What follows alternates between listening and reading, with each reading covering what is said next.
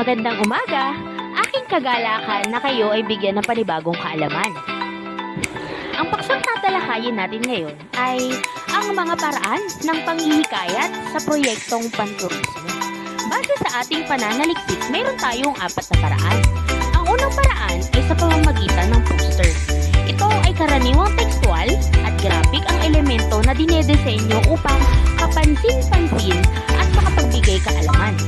Ipinakikita ito sa pampublikong lugar o sa mga lugar na matao o madalas daanan ng tao. Mabisa itong magagamit sa proyektong panturismo. Ikalawa, ang audio-visual presentation or AVP. Isang karaniwang pagtatanghal na nagpaparinig ng audio sa pamamagitan ng tahasang pagsasalita kasama ang mga kaugnay na larawan na makikita sa screen gamit ang projector o computer. Nakakatulong ito sa pagpapakilala ng kagandahan ng isang buhok. Ikatlo, ang nauuso ngayon na blog. Tulad ng napag-aralan na ang blog ay website na maaaring magamit sapagkat ito ay tekstual at may mga larawan na maaaring iangkop sa paksa. Maaaring ilagay dito ang mga kilalang tao, maaaring ipakita ang kabuhayan ng lugar, mga pagkain, produkto o namang natuklasan na ikasisiyan ng tao. Kaapat, ang flyers. Patalastas na nasa kapirasong papel na dinisenyo upang makapagbigay kaalaman at maihatid ang mensahe sa pamamagitan o na magagamit natin sa proyektong panturismo.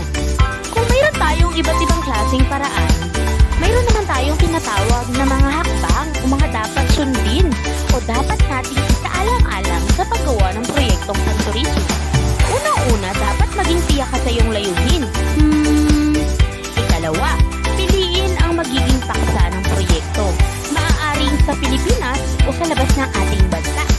Ikatlo, mangalap ng sapat na impormasyon hinggil sa paksa. Sunod, tiyakin mo ang mga paraan kung paano mo ba isasagawa yung proyekto.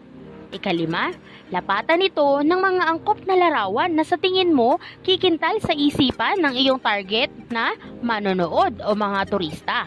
At ang pinakahuli sa lahat, maglagay ng mga nakakatawag pansin na pahayag. Kagaya ng ating nalinang o naaral na, maaari tayong maglagay ng mga acronym para madali nating mahatak yung ating mga pangunahing turista. Hanggang dito na lang ang ating talakayan.